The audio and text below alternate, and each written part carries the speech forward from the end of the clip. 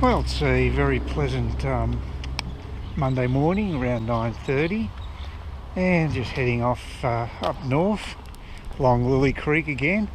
And of course the insanity in Victoria just continues on. I checked the headlines before I left, and the latest thing is that they're trying to get legislation through in Victoria that will enable not only police but public servants as well to be able to arrest people who they regard as high risk. So it's a very broad definition, high risk. I mean, what does that mean? These are incredibly wide draconian powers that Andrews wants to introduce for police up until May next year.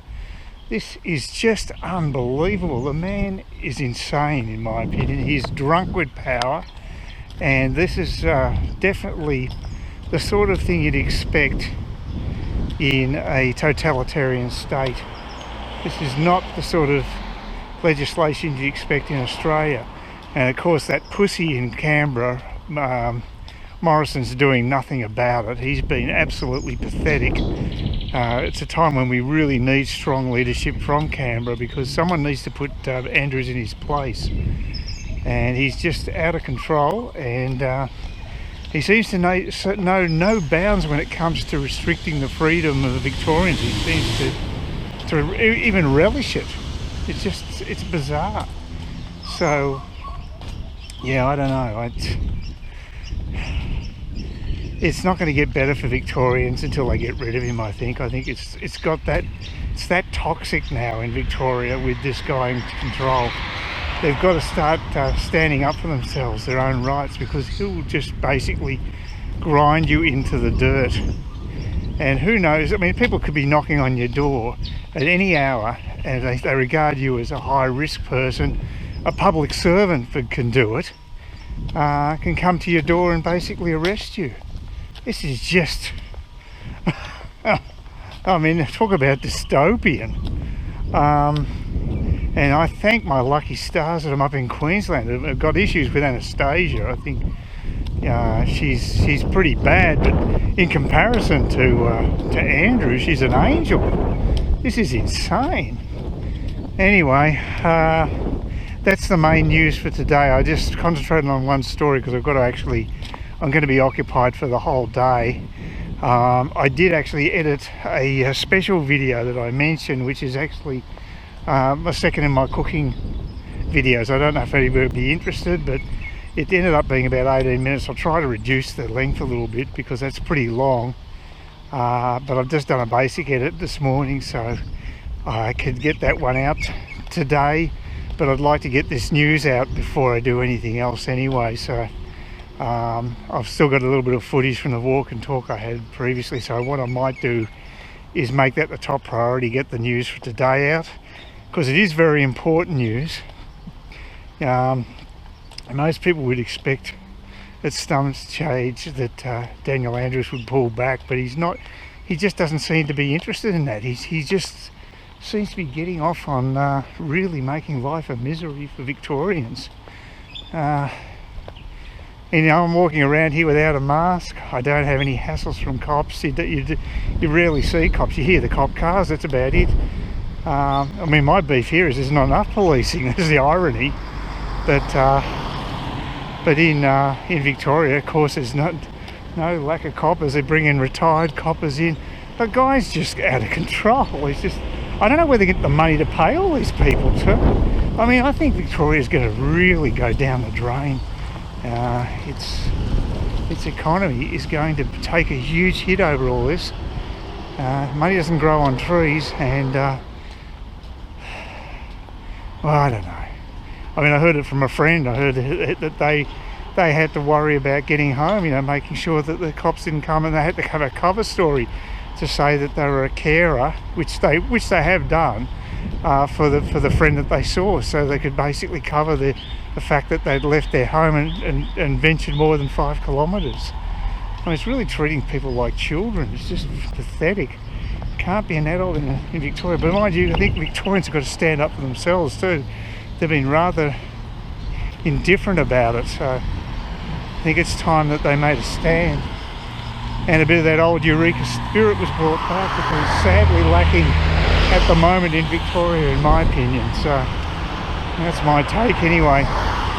So look, that's probably all I can really say on this particular story. I've got a fair bit of stuff to show you on screen, and hopefully I've got through that by now. I'll just finish up by thanking everybody for all their support.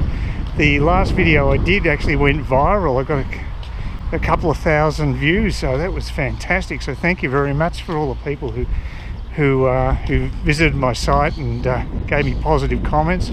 I've got to admit that the comments have been great overall. I just love them. You know, people have been really positive and in supportive of the standard I'm making, so I'm very happy about that. So thank you very much. As usual, please give me thumbs up, thumbs down, comments, and the subs are great too. I'm only 10 off getting 600. That has been so quick. I've actually had 100 extra subscribers in the last 28 days. It's amazing. So thank you very much. You guys are brilliant. So onward and upward, as they say. And it's a beautiful sunny day here in Cairns. So I'm just going to soak up the atmosphere and get all the crap out of the way that I've got to get done today. But yeah, it's nice living up here, I've got to say. So condolences to poor Victorians living under the yoke of Andrews.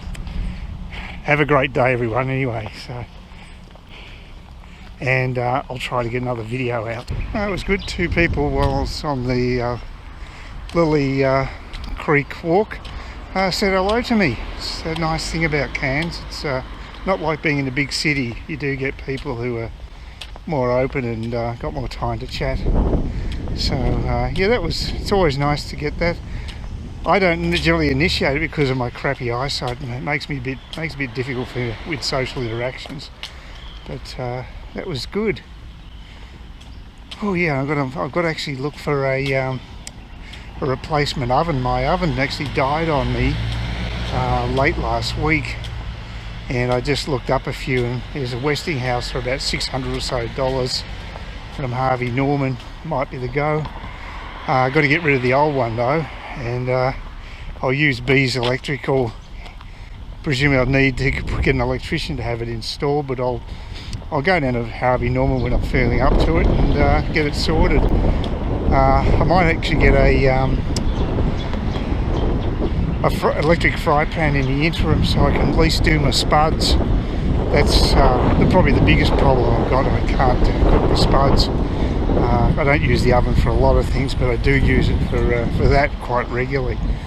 And I imagine I'll be able to brown them up in the electric fry pan. My mum was brilliant using electric fry pan. She made the best spuds you could imagine. I sort of only with meat. It only generally worked with beef. Wouldn't work when she's cooking chicken, but beef in particular, must be the juices in beef allowed the spuds to really get really heavily cooked with you know, quite a bit of flavour. You know, she cooked them in the gravy. That's what was different. So the actual spuds soaked up the gravy, which really made them very tasty, especially when they were crisp as well. So it was a great combination, but I haven't been able to duplicate the way she cooked them. I've watched her cook and I thought I got it worked out, but it's probably just a matter of tweaking. You just got to work out what to use. And of course I'm using, always using olive oil these days rather than some other, so you might have been using lard, for instance, I don't know. That could be part of the equation. But I always use olive oil because it's a healthy option. I've been doing that for probably 20 or more years now, and I've got no qualms about using it. I think you've got to go to the healthy option, especially when you get to my age. But yeah, these spuds were to die for. She really had a knack of making the most amazing spuds. So yeah, I'll have to go. The actual electric ovens, the fry pans are only $30 at Kmart, and so it's not exactly expensive. I'll I was thinking about buying one yesterday, but I didn't feel up to carrying it back home. But I might do that in the next few days, and then I'll have a bit more versatility. But yeah, it'd be nice to have a decent oven. And apart from anything else, it also means if I want to sell the place, it would make it a lot easier to sell if you've got a good oven in there rather than a crappy old one. So a lot of things to think about. But and of course, holding cash is not doing me any good at all. Cash is yet 1.5% on my best returns. It's not good, considering inflation is much higher than the official rate. I think Martin North's spot on with that. That's very true. I was also making some dire predictions about real estate in Victoria, and yes, I think the writing is on the wall. There's going to be an investor exit, especially in apartments and what have you, so there's going to be a shortage of apartments. But then again, there might be a lot of Victorians just leaving town. I don't think that's being hyperbolic at all. Yeah, people are getting more and more pissed off being down there. A lot of businesses are going to go under. That's another figure he mentioned, was the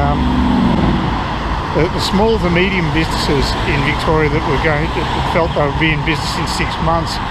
There was over 30% that were pessimistic. They thought they'd be out of business. So that sort of indicates how bad business is down there. Please consider subscribing to my channel if you think there's anything there of use to you, or entertainment or whatever.